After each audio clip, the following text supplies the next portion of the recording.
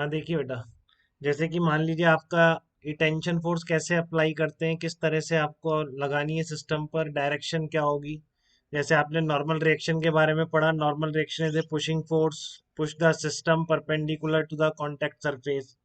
ठीक है। तो उसी तरह टेंशन पुशिंग फोर्स नहीं होता है, tension is a pulling force. तो आप क्या करेंगे, मान लीजिए आपका इस तरह से ब्लॉक है और यहाँ पर कोई आदमी इसको पुल कर रहा है, इस तरीके से स्ट्रिंग से खींच के ले जा रहा है इसको इस डायरेक्शन में। ठीक है। इस डायरेक्शन में ये आदमी इस ब्लॉक को इस तरह से पुल कर रहा है, तो आप क्या करेंगे, ये स्ट्रिंग अटैच्ड है यहाँ पर। तो आपको इसमें टेंशन फोर्स अप्लाई करना है, तो किस तरह कर सकते हैं आप, ये मान लीजिए एम मास का ब्लॉक है। ठीक है। और फिर आपने क्या करोगे, सिस्टम लेके आप उस पर सारे फोर्सेस एफबीडी अप्लाई करोगे। तो इसका एफबीडी आप कैसे ड्रॉ करेंगे बेटा, सबको आ गया क्या फ्री बॉडी डायग्राम ड्रॉ करना। कि आपका इस तरह से ब्लॉक रखा हुआ है, एक तो इस पर आ गया आपका ग्रेविटेशनल फोर्स आ गया, और फिर यहाँ पर कांटेक्ट कैसा है, सरफेस का कांटेक्ट है, तो कांटेक्ट सरफेस पे जाके पुश कर देंगे, नॉर्मल रिएक्शन मिल जाएगी। अब आप जब सिस्टम की बाउंड्रीज पे ट्रेवल करेंगे, तो आपको इस पॉइंट पर कैसा कांटेक्ट मिल रहा है, कि स्ट्रिंग कनेक्टेड दिख रही है बेटा, सरफेस नहीं है।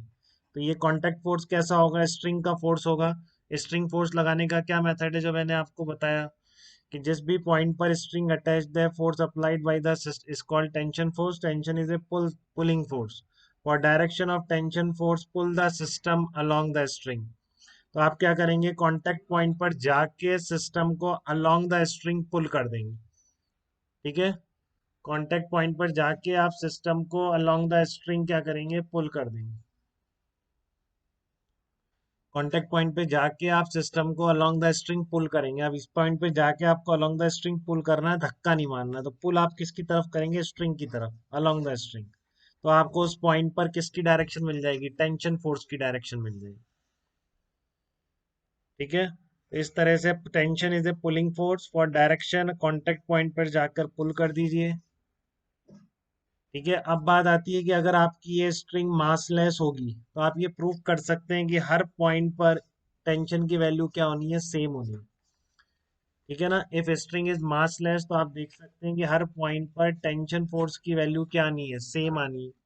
तो वह देखिए आप किस तरह से आनी है, किसी भी पॉइंट पे टेंशन की वैल्यू कब तक, जब तक कि स्ट्रिंग आपकी मासलेस है। तो आप कैसे प्रूव करेंगे या कैसे देख सकते हैं, एक बार ध्यान से देखेंगे इस चीज को, क्योंकि फिर मास वाली स्ट्रिंग का आप तभी कर पाएंगे। मैं कह रहा हूँ, if string is massless, if string is massless, then tension at every point, then tension at every point of the string, tension at every point of the string will be same, every point of the string will be same। ये हमेशा ध्यान रखना है बेटा आपको। आप देख भी सकते हैं, जैसे मान लीजिए आपका ये ब्लॉक है, वही एग्जांपल ले रहा हूँ अभी, और इस तरह से स्ट्रिंग अटैच्ड है यहाँ पर।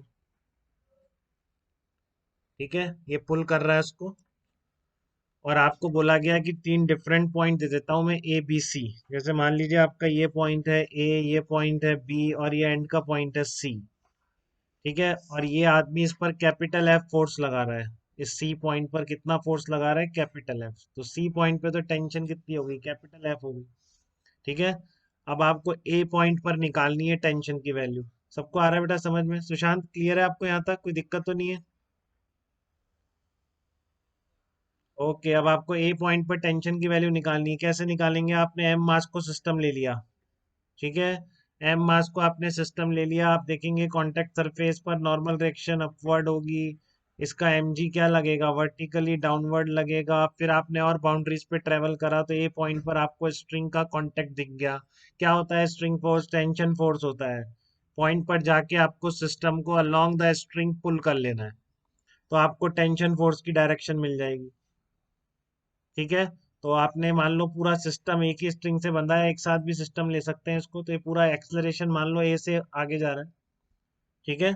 ए एक्सलरेशन से आगे बढ़ रहा है, तो इसका एक्सलरेशन डायग्राम क्या हो गया, वही स्टेप बेटा, पहले सिस्टम लिया, एफ बी डी ड्रॉ कर दिया। वही चार step, system, F B D, acceleration diagram, F equals to M S से रिलेशन, जो लास्ट लेक्चर में आपको बताए गए हैं चार स्टेप प्रॉब्लम सॉल्व करने के।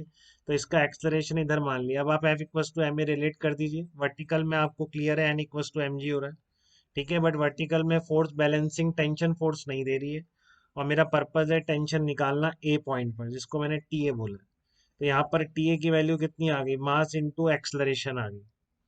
अब मेरे को अगर बी पॉइंट पे टेंशन निकालनी है तो मुझे ये पूरा सिस्टम लेना पड़ेगा, बी पॉइंट तक की स्ट्रिंग पूरा इतना सिस्टम लेना पड़ेगा, ठीक है।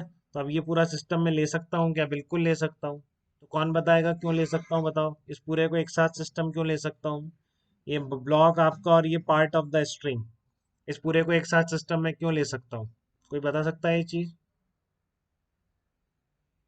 खुशी आप बताइए, मैं इस पूरे को एक साथ सिस्टम क्यों ले सकता हूँ, ऐसा क्या हो गया इसमें, या गलत तो नहीं हो रहा मैं एक साथ सिस्टम ले रहा हूँ तो।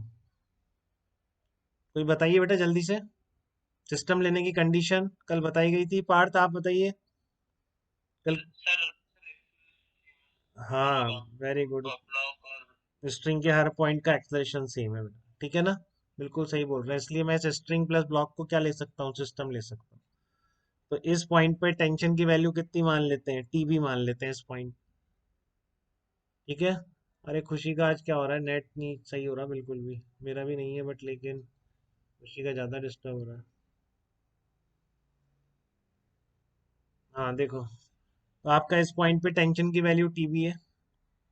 और अब देखो आप इसके लिए लिखो बेटा, वही एफ इक्वल्स टू एम है, पूरा सिस्टम आपने जो लिया, ये इसका एक्सलरेशन डायग्राम ड्रॉ करेंगे तो इधर ए से जा रहा है, ठीक है। तो उस पूरे सिस्टम पर external force equal to mass into acceleration लगेगा। तो आपका टीबी कितना आ जाएगा, एम प्लस इसका मास क्या है, जीरो है। देखो अभी स्ट्रिंग मासलेस है बेटा, तब की बात है, स्ट्रिंग इज मासलेस और लाइट, तो 99% केस होगा आपके। कुछ नहीं लिखा हुआ होगा तो आप हमेशा स्ट्रिंग को लाइट ही मान लेंगे, कुछ नहीं लिखा हुआ है तो स्ट्रिंग को हमेशा लाइट मान लेंगे आप, ठीक है। तो यहाँ पर आपने टीबी फोर्स लगाया तो TB equals to mass of the system, block का मास प्लस, क्योंकि स्ट्रिंग के पास मास नहीं है, ठीक है, तो इसलिए इनटू क्या करेंगे आप, ये कर देंगे, तो देखो फिर आपकी टीबी कितनी आ रही है, टीए के बराबर ही आ रही है। इसी तरह कहीं और भी पॉइंट ले लीजिए, आपने सी पॉइंट पे टेंशन लिखनी है, सी पॉइंट पर टीसी लिख दीजिए, ठीक है। तो आपका फिर T C equal to M into A apply कीजिए, क्योंकि स्ट्रिंग के पास मास नहीं है, फिर T C equal to M आ गई। तो इसलिए आप क्या बोल सकते हैं, जब तक स्ट्रिंग मासलेस है हर पॉइंट पर टेंशन की वैल्यू क्या आनी है, आपकी सेम आनी है बेटा। जब तक स्ट्रिंग मासलेस है स्ट्रिंग के हर पॉइंट पे टेंशन की वैल्यू सेम होगी। कुछ नहीं लिखा हुआ है तो स्ट्रिंग को मासलेस ही मानना है, जब भी मास आएगा स्ट्रिंग में क्वेश्चन में वो क्लियरली स्पेसिफाई कर देगा, जैसा मैं आपको नेक्स्ट क्वेश्चन करा रहा हूँ।